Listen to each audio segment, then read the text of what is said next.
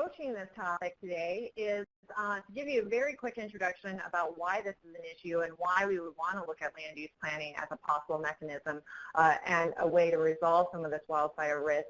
This certainly isn't the audience I need to reiterate or be redundant with, given your knowledge in the area of expertise. So I'll go over this area or this section fairly quickly, how it's kind of led to some multi-scalar solutions already being proposed, but then again, how we at Headwaters have profiled what 5 western cities are already doing to become better adapted and respond to wildfire risk within their areas. And then how we in turn have generated a program that we reference as the Community Planning Assistance for Wildfire, or CPAW program, that's oriented at equipping and enabling communities to become better adapted to wildfire risk, explicitly using land use planning tools. So this differs from other existing programs such as FireWise or Ready, Set, Go, in that, again, it focuses very much on a smaller niche of the larger arsenal of tools out there that are available. And I'll talk about that in a bit more detail as we move on. As I said, I work with a group called Headwaters Economics, and we are a policy and research think tank based in Bozeman. And over the past 10 years, we've really specialized and honed in on some of these fairly wicked and complex issues facing the American West. And by that, I'm referencing the 11 states situated west of the 100th meridian. So we've looked at everything from trails and recreational impacts to energy and coal development landscapes, to the economic role of public lands and national parks. And in the area that I work in most specifically is looking at the costs and impacts of wildfires, again, in these 11 western states. But rather than canvas this over kind of even those, the American West in general, we really want to focus in and specialize on certain geographies to make it a bit more detailed and quite honestly a bit more tangible to grapple with this issue of wildfire. And so to do so, as Stacey said in the introduction, we focus more explicitly on the Wildland-Urban Interface, or the WUI. And at Headwaters, based on analyses that we did in 2013, I'm using the definition of the WUI as private land situated within a 500-meter distance of forested federal public land.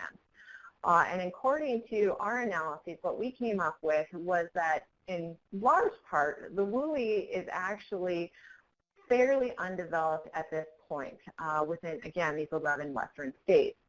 But rather than look at this as a positive note, saying like, wow, this really isn't the issue that a lot of people say it is. The WUI is really only 16% of it is developed. We kind of turn it on its head and we say, well, that might be true, but really the potential for growth within the WUI is fairly significant. This is where growth is going to be directed in the short-term future. So in the 10 to 20 years from now, 84% of the West has a significant potential for ongoing growth. So this is the area that we focus on, in particular when we're talking about wildfire costs and impacts and possible resolutions. Looking at California in particular, for instance, it's very indicative of the 11 western states in that a vast majority, or 82.8% of it, remains undeveloped. So less than 20% of it is developed at this time. Again, and as I'll illustrate with the case of San Diego, this just suggests how much potential there is for growth within this targeted geographic scope. Very quickly running into why we have decided to look at land use planning with respect to wildfire risk. Again, this isn't the audience I'll be redundant with, but looking at the problems and the impacts and trends over the past 10 to 20 years, it's quite clear that this is an unsustainable issue given current and predicted trajectories. Wildfires are burning more acreages than they have in the past, 10.1 as in 2015. They're increasing in scope, severity, and scale in general. Seasons are lasting longer. This is costing more money, increasingly consuming agency budgets, which leads to fire borrowing, and programs such as the wilderness or recreational programs become sacrificed at the expense of fighting fires, increasingly endangering more firefighters' lives, and then threatening critical infrastructure, watersheds, homes, structures, et cetera, et cetera. Just looking at one of these trends in a bit more detail, for example, and a study that came out of the University of Montana Fire Science Lab was that on average, Wildfire seasons are lasting 18.7% longer, or about 1 month. And so what this implies is that fire seasons in general are coming a little bit earlier in the spring and they're lasting a little bit later into the fall. Looking again just at California as an example of how this might manifest, and looking most recently within the 2016 year, fire season year rather, is that fires, California as a state is reporting more fires than any other state right now. And that this is potential for growth given a recent study indicating that there's vast areas requiring fuel treatment. 66 million dead trees in the northern Sierras and 26 million estimated in the southern Sierras. Again, a lot of potential for fuel buildup within these landscapes. As of July 6th, which I believe is kind of the peak of what it's been so far this year, there was 4,000 firefighters battling 12 large wildfires. And so far, more than 60,000 acres have burned, which is more than twice the amount at this time last year. And as we all know, 2015 was fairly significant in itself. So, you know, again, given these trajectories, it is an issue. How this directly impacts, you know, in terms of economic costs is by looking at the Forest Service budget. This infographic is a cost comparison of over just a 10-year time span. And as you can see, in 1995, 15% of the overall Forest Service budget was going towards wildfire. As of 2015, this had increased to 52%. And this 52% means both fire prevention and preparedness programs as well as post-recovery. In 2016, this has already increased by 4%. So now we're looking at 56% of the overall Forest Service budget is going directly towards wildfire. Breaking it down into a bit more itemized detail, again, with a cross comparison over 10 years, you can see that in 2015, the whole Forest Service budget came to $5.1 billion. Of that, $2.6 billion went directly towards wildfire, but breaking that down even further, $1.7 billion went directly towards wildfire suppression, or the costs that are required to actually put fires out for the protection of lives and homes. Again, so it's unsustainable if you start to look at the long-term trajectories. They're saying by 2025 that the Forest Service could be consumed 67% by just wildfire costs alone. And this, again, comes at the sacrifice of other programs within the Forest Service. If you're looking at the 2016 budget, it's grown to be $5.6 billion, and of that, 56% or $3.2 billion is going directly towards wildfire. And so this is an issue certainly for the federal agencies and how money is going to be appropriated and allocated into the future. Looking at how the government has responded in the past, in 2009 they passed a bill called the Federal Land Assistant Management and Enhancement Act, known as FLAME. And what this piece of policy did was really try to target how wildfires were going to be addressed, both on the ground as well as the overall administrative and bureaucratic level. What came out of it was the most immediate deliverable was a document known as the National Cohesive Wildland Fire Management Strategy, or the Cohesive Strategy as it's often shortened to. And this document outlined 3 very specific pillars that were going to be addressed. The first one looked at restoring and maintaining resilient landscapes in wildfire-prone areas. The second one wanted to address the creation of fire-adapted communities in wildfire areas. And the third one really focused on the tactical operational responses of wildfires on the ground. And so what we at Headwaters wanted to do was to look at this idea of creating a fire-adapted community. And we, along with others, were really curious, well, what does that mean? What does a fire-adapted community look like when it actually manifests in communities and in real terms? And so what the government did was they kind of broke it down into these kind of principles and fundamental elements of what sustained a fire-adapted community. And so again, they developed these programs such as FireWise, or Ready, Set, Go, the FLAC, or the Fire-Adapted Communities Learning Network. And all of them were really focused on not only the communities, but the home ownership role and trying to raise overall public awareness. Also part of this is that they honed in on plans such as Community Wildfire Protection Plan, looking at post-recovery efforts, WUI research, and so it's fairly broad and diverse. But the one thing that stood out to us on a bit more practical terms was this top consideration up here of codes, plans, and ordinances. And Headwaters Economics really wanted to know a bit more about that, and what does that really mean? Because nobody really started to dig into this really deeply and figure out how that could be applied in a really practical, realistic manner. And so the program and our efforts that we've done with respect to looking at codes, plans, and ordinances are really intended to be complementary to these ongoing and existing programs, such as FireWise or the Flat Learning Network. There's not supposed to be overlap there, and we're really trying to work together in a parallel partnership, which so far I would like to think has worked well. So again, this is the area that we have specialized in and really willowed our efforts into to look more particularly at how this can be implemented at the community level. And in order to do so, I should jump ahead here really quick, wanting to look at what we mean by when we're thinking about what does land use planning look like in a fire-adapted community to reduce wildfire risk. And so we call this graphic Firetopia, because this is generally in an ideal world where you can work with a community that's situated within the WUI and have some sort of control over how that community is designed with respect to land use planning strategies. It would become more fire adapted than if it didn't incorporate some of those land use planning tools. So for example, this is a community, again, very hypothetical, but often, it's demonstrative of what many communities in these western states look like. It's not far from a forested area, there's a watershed in the distance, and it's primed for ongoing growth.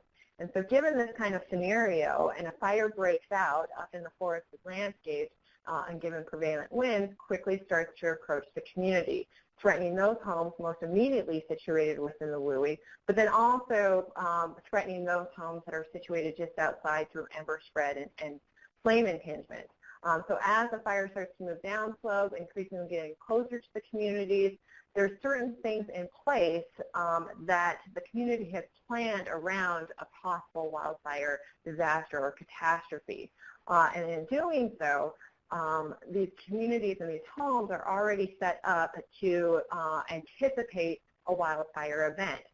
For example, you have fuel treatment areas close to the WUI. You have homes that are situated proximate to those high-risk areas requiring certain hardening materials, metal roofs, or the decking or the venting materials have to be a bit more fire resistant than what's traditionally used in those areas. You have golf courses and irrigated lands or bike trails serving as fuel breaks and buffers from some of those immediate fire threats. And even the design of some of the subdivisions have been manipulated to integrate wildfire risk. For example, they have multiple ingress and egress routes, so accessibility, it's condensed housing, there's vegetative landscape treatments.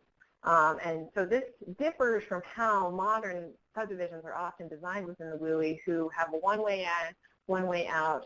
They're commonly referred to as suicide subdivisions for that reason. And so it's actually looking at design principles of how development can take place in some of these communities to better integrate wildfires. So this is, again, what we hypothetically refer to as Firetopia and what we're working towards achieving. In order to see what that really meant, we worked with Community First in Summit County, Colorado in 2013 through 2014. And this was a pilot study, and we received funding from a private foundation to actually explore what land use planning meant with respect to wildfire risk. And so we worked very closely with the land use planners, the WUI specialists, and the local fire departments in Summit County to go very thoroughly through their actual planning process and their development review strategy to see how could wildfire risk be better integrated into those frameworks. So it was everything from the placement of homes and view sheds to how landscapes were treated and some of the vegetative components in some of these subdivisions. And what came out of it was a set of recommendations that we provided to the County Board of Commissioners, and of which, 80 to 90% were integrated into both their short and long-term planning outlook. So we viewed this as a success, and so we went back to the Forest Service and we requested additional funding to continue these efforts into 5 more communities throughout the West, so effectively scaling it up. So through a cooperative agreement with both the Forest Service as well as our private funder, we were able to work in the communities of Austin, Bend, Missoula, Taos, and Wenatchee. And so those are efforts that this is kind of the first phase that are ongoing and are anticipated to kind of wrap up here by the end of the summer.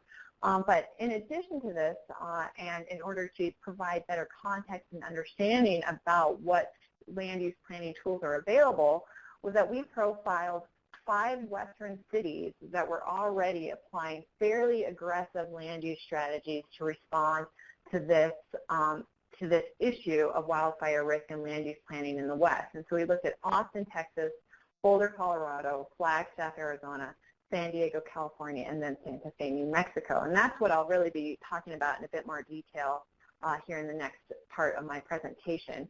But then also given this and ongoing efforts, we have received funding for work here in the next year, 2016 through 2017, to select 5 new communities to work with throughout the country, not just the West.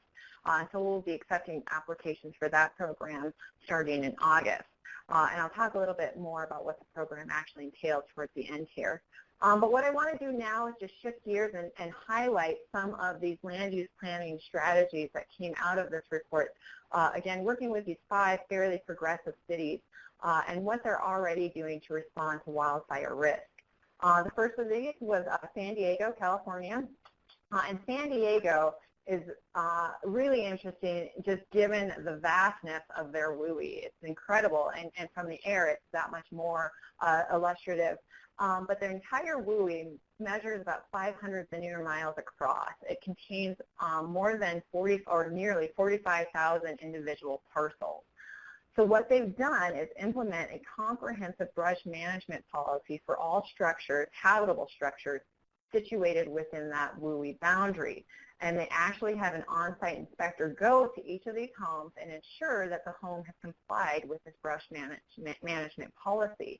And so the way that this breaks down is that for every structure, they have to have a 100-foot vegetatively treated landscape area divided into 2 separate zones for a total of 100 feet. So the first zone is fairly intensive. It's going from the end of the habitable structure out 35 feet. And so this requires certain tree removals if necessary, brush management of all shrubs, loose debris, weed thinning if needed, and overall kind of management of that area at a fairly intense level. And then the latter zone is 65 feet, so covering, again, that full 100 feet landscape area.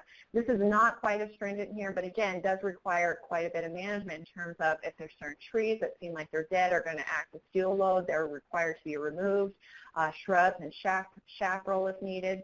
And then what's unique about this in San Diego is due to the on-site inspections of some of these structures, if the homeowner fails to comply with this brush management policy based on the on-site inspection, then the city actually hires a private contractor to go to that property and do it themselves. And then the city bills the homeowner the costs required to hire that contractor. And if the homeowner still fails to comply, then a lien is actually placed on that property until payment has been received. So this is a way that San Diego has addressed WUI issues with respect to wildfire risk, not only for proposed new developments, but existing structures. Again, a fairly progressive and aggressive tactic to dealing with wildfire risk in that city. Looking now at what Flagstaff has done, Flagstaff has built pretty much a city within a ponderosa pine forest. Actually, the most, according to some studies, the largest, most extensive ponderosa pine forest in the world. And so given that, they, of course, have a very immediate wildfire threat. And so what happened was in 2012, there was a significant wildfire, but more importantly, a post-wildfire flooding event in which a young girl was killed, and there was significant economic loss due to that, not to mention direct impact to the watershed. And so the voters and the actual citizens of Flagstaff approved a bond and taxed themselves in order to have funds for wildfire mitigation activities. And what this resulted in was actual fuel treatments taking place within the city limits. So unique in that the actual citizens recognize their own risk and awareness to that threat and agreed to pay for these treatment programs out of pocket effectively. In addition, because of the presence of the ponderosa pine forest, homeowners are required to have defensible space, no exceptions, if you live within city limits. And so there is no, unlike San Diego where it's a 100-foot zone, in Flagstaff, it is from the end of your structure to the end of your property line, irregardless of how big or how small that might be. So that, too, is a fairly unique and progressive way of approaching wildfire risk within Flagstaff. Quickly profiling the next city, we have Santa Fe here. Santa Fe, as a southwest fairly arid landscape, is surrounded by chaparral, so too placing it in a very highly prone area to wildfire. And what they've done is they've applied an overlay district, and an overlay district sets standards within a very specific zone or boundary, and those standards supersede all existing regulations that might come before it. So it takes hierarchy. It's a prioritized standard for any area that falls within that specific overlay district. And what this was originally passed for was to protect view sheds that were situated within this escarpment. And this escarpment is about 500 square acres that surrounds the city of Santa Fe. It's where the chaparral kind of meets the foothills of the surrounding mountains. And it's prized because it is such a gorgeous area and because of those view sheds and what that might appear like on the horizon line. So I think this is unique in that Santa Fe has applied an overlay district within the escarpment area, again, originally intended to protect view sheds, but in doing so, they've applied fairly stringent development protocols within this area that also couples with wildfire risk reduction. So for example, any proposed development within the escarpment overlay district has to be inspected not only by the city, but an actual on-site mitigation specialist who goes in and works with the developer and requires certain hardening materials if needed. There has to be a guarantee of water access as well as an egress and egress availability to get to the home to protect it if needed. And so it's just a way for them to apply another set of standards and regulations regarding how that home has to be developed in order to incorporate wildfire mitigation into its actual design. So this is how Santa Fe's approached wildfire risk. Again, not initially intended just for wildfire, but also other conservation purposes within that city's boundary.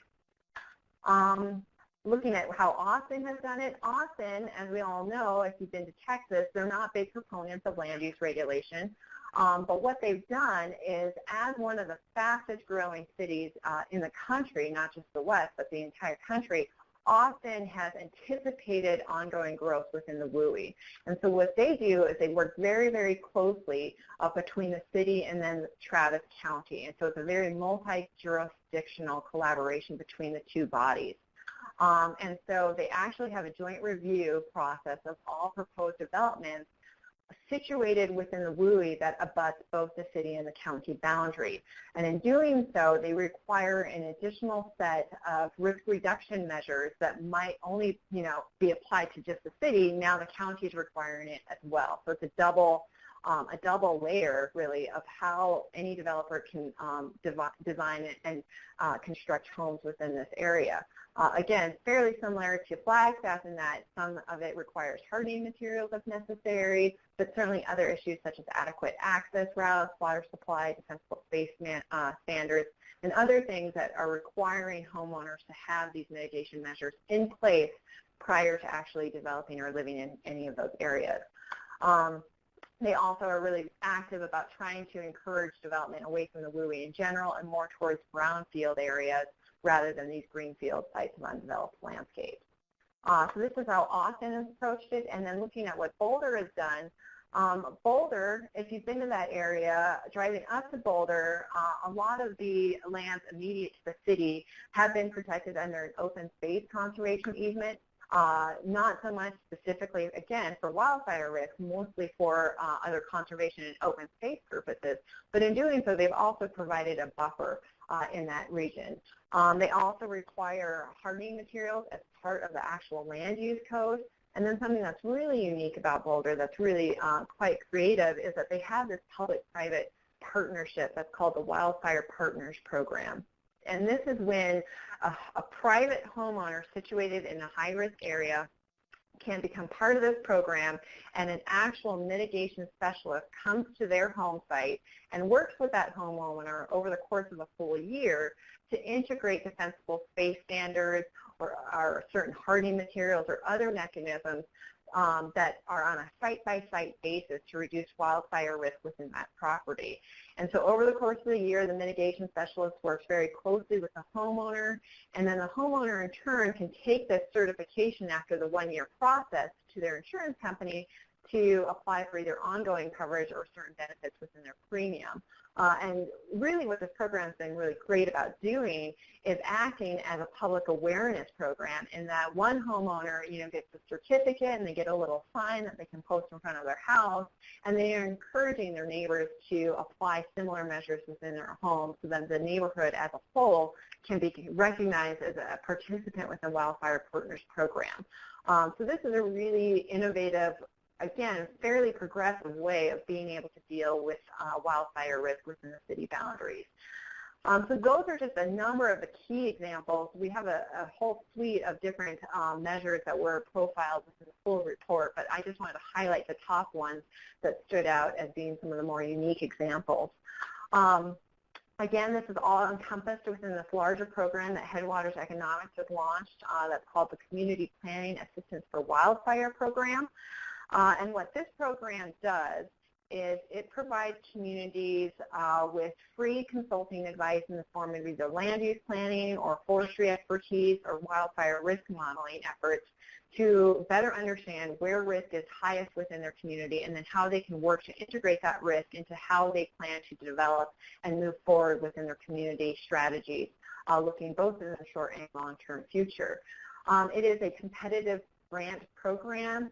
And again, it's providing expertise within these specific arenas, and all recommendations are voluntary. There's no obligations to becoming part of the CPAW program other than having the community capacity and political will to support whatever recommendations come out of it. But again, it is voluntary. We have no obligation to the Board of Commissioners or others to make sure that they are actually put into practice. And again, everything comes at no cost to the community. These are free services. Some of the examples that have come out of it, as I've already discussed, look at things from land management, defensible space regulations, to actual how subdivisions and proposed developments are designed, and then linking policies, and this one is more of an actual narrating process where we try to integrate the comprehensive plan and the growth development plan with things that are already stipulated within the Community Wildfire Protection Plan or the Hazard Plan, and other documents that they actually reflect and can be coupled together in a way that speak to one another, more so than are often done in most areas. So that's the overall CPAW program.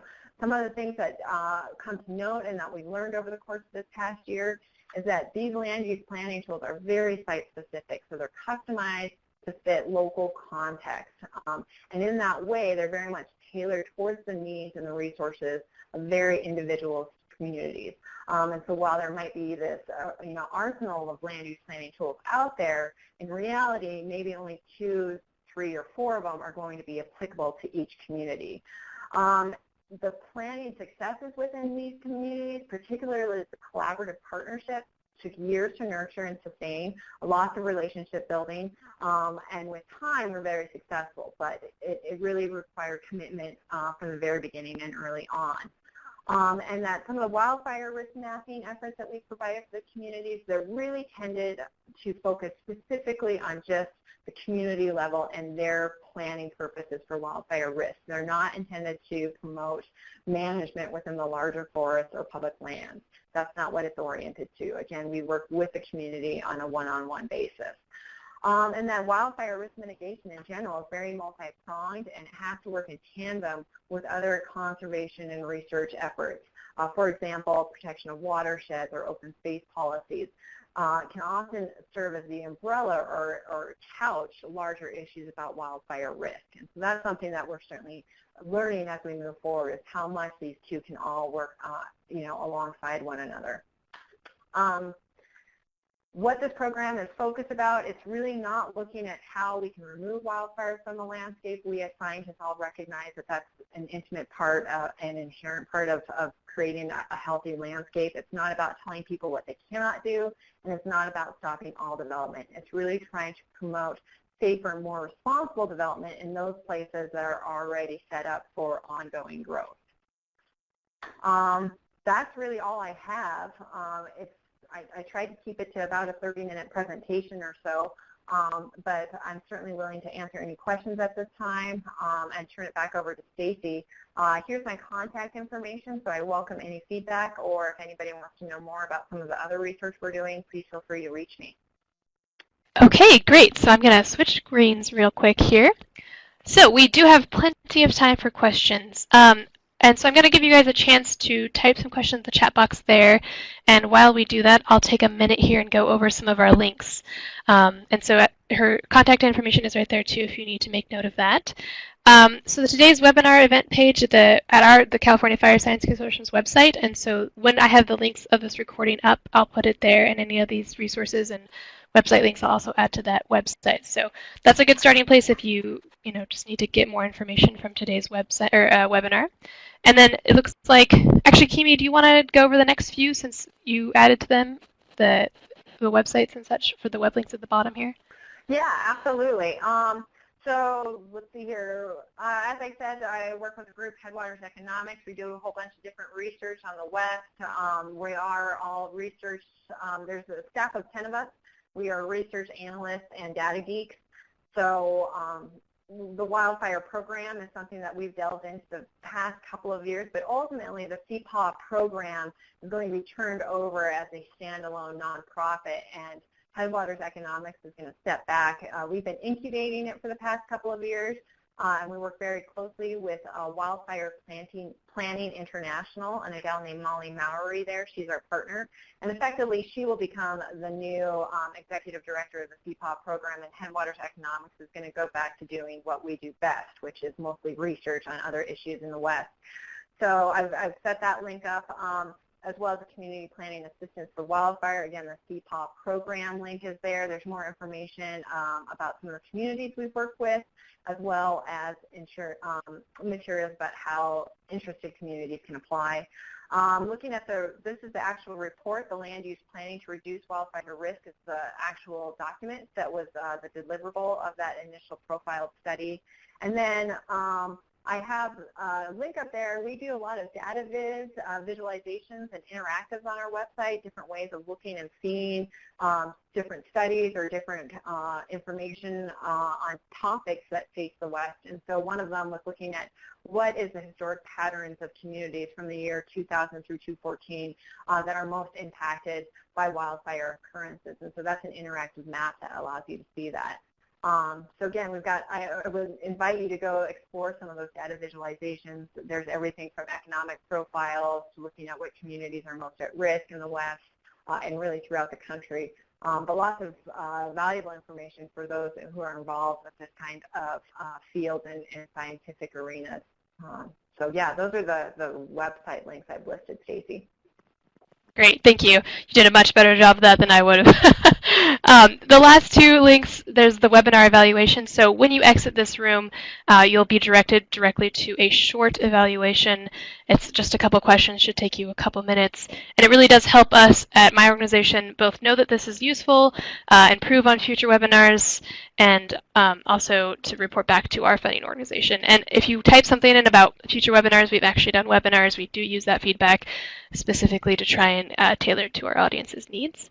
And then the last one, if you're not already signed up for our newsletter, it comes out once a month, and it talks about upcoming webinars, field trips, and new research briefs or other products that we have out. So you can click on that link, and it will direct you and if you hit browse to, it will lead you to a place where you can sign up for that newsletter. So that's most of my housekeeping things, and we do have some questions, so I'm just going to put them in here and go through them. The first question was mentioned earlier on before you talked about San Diego, but is there any future plans to test further in California? Absolutely. It's something we've been pushing on for quite a while at this point.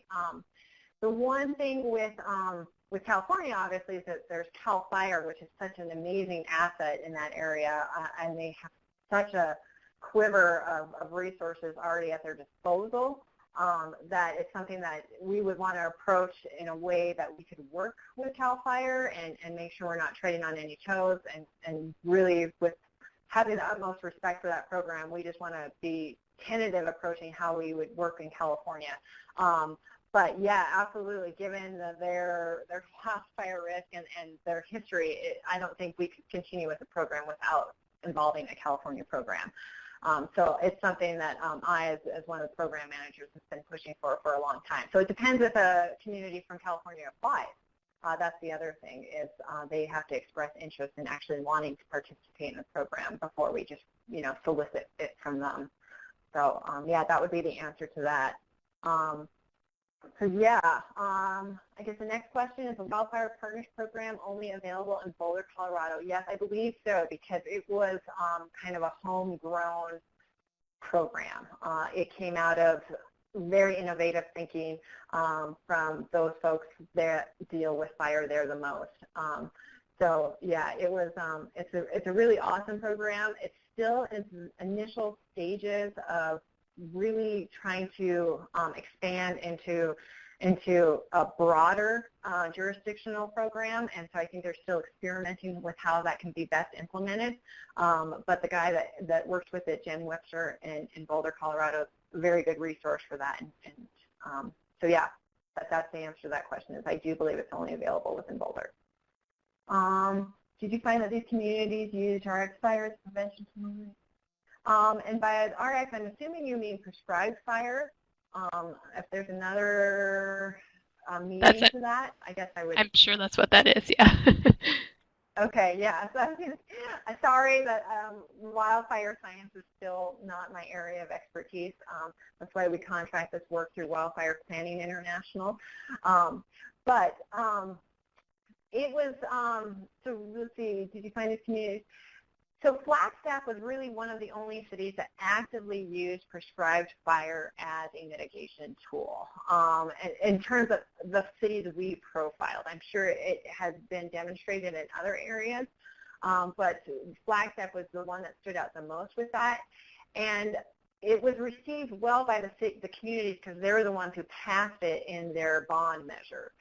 And really what happened is that the community leaders galvanized around the post-wildfire impact from 2012 and used that as a trigger event to get that bond measure passed. I don't think it would have been so successful had it not followed directly after a fairly catastrophic wildfire in the city. And so I think because that was such a tangible, immediate reality for many folks, the communities were able to accept the smoke as part of the aftermath, and knowing that in turn they were reducing wildfire risk not only within the city itself but in the watershed above, which is so valuable for that community. So that's really one of the only areas I've seen where it's been very used to the degree in terms of actually becoming an issue within like the downtown area. And so for that reason, it worked. But again, they really mobilized on the fact that there was a huge fire that took place, and they jumped on it as a way to better understand how they could get fire reduced within the city. So it was a citizen-approved measure, and that's why it worked.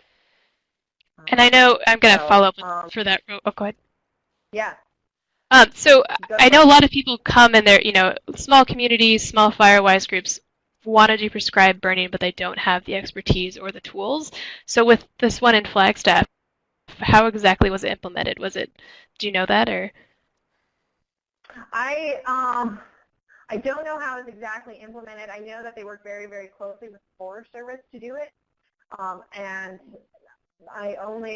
the gentleman's name that was part of that, Paul Sommerfeld, is a great resource down there, but I don't know the actual steps and strategies beyond. I know that they established a separate program. It was a private-public partnership called the Greater Flagstaff Fire Partnership, I believe, GFFT with the acronym. And so under that umbrella, kind of that larger body that was both public and private entities, they were able to push for fuel treatment programs within the city. And so I think using that, it was a very collaborative, multi-scalar partnership that literally had partnership in its name, was a good way to be the messenger and kind of the vehicle for any sort of fuel treatment work.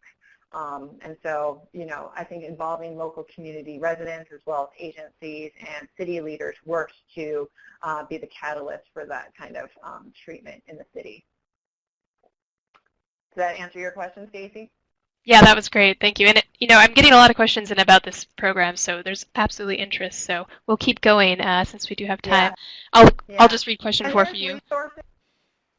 Go ahead. Yeah, I was just going to say we have contacts on that land use planning to reduce wildfire risk report. There's actual contact names behind each of these cities, and they're, you know, those guys, I know they're all in their fire season right now, but they're also really great individuals with a lot of knowledge about each of these specific tools.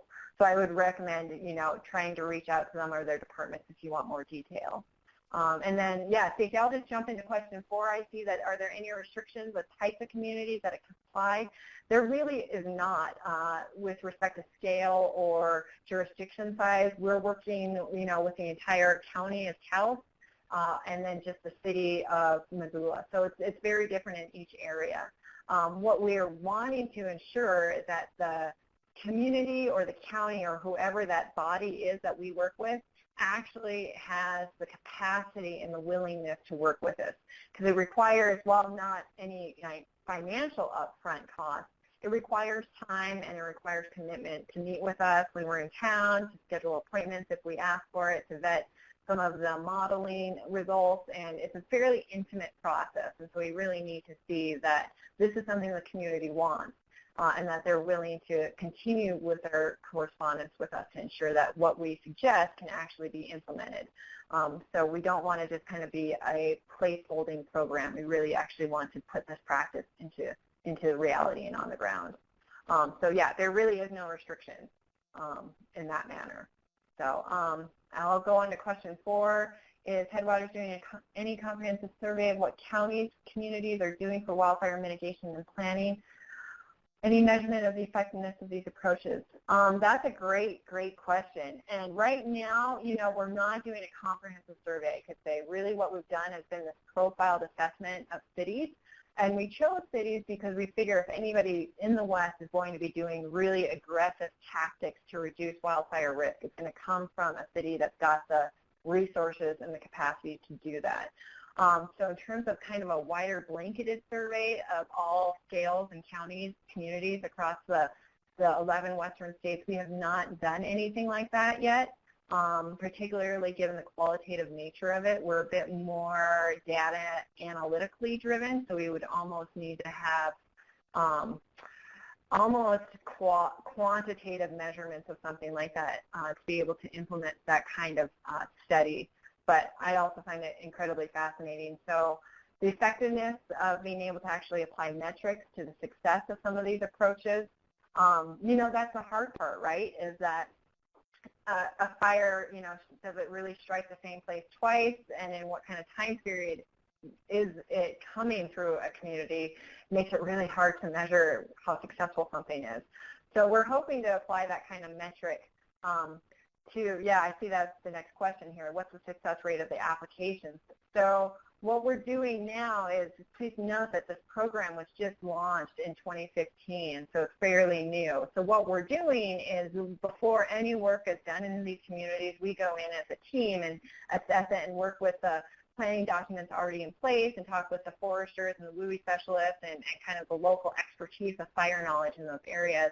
And we do a pre-CPAW program rating and measure a couple of different areas and components of land use planning to see how well they integrate wildfire risk. And then after the one-year program, we apply the same rating system and to see, given the implementation of some of these recommendations, has it worked? Again, that's hard to say until a wildfire comes through the area. So, it's somewhat of a moving target, but, we certainly want to be able to apply a metric to understand success rate better. That would help us in every way, particularly given that we are, very data analytically driven. So we're trying to reach that. But if you have other thoughts, I certainly welcome other ideas about how success could be better measured.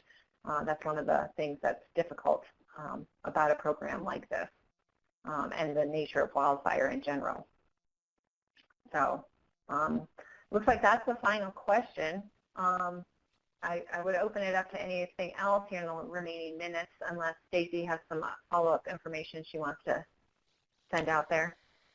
No, I think that was great, and there's, like you said, a couple more minutes, so if anybody has any last-minute question to type in. I do want to thank the few participants who added some details, who I think are from those areas, who were able to elaborate a little bit.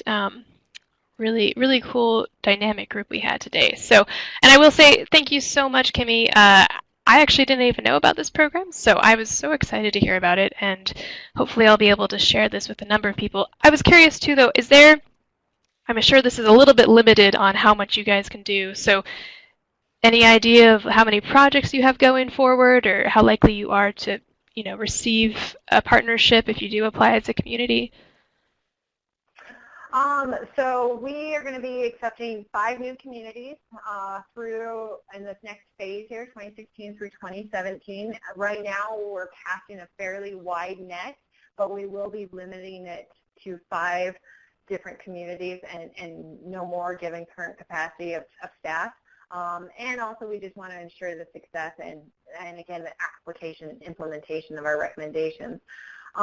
So it's very promising. It's a cooperative agreement already in place between a private foundation and the U.S. Forest Service, who is very interested in trying to work on actual planning strategies within the WUI.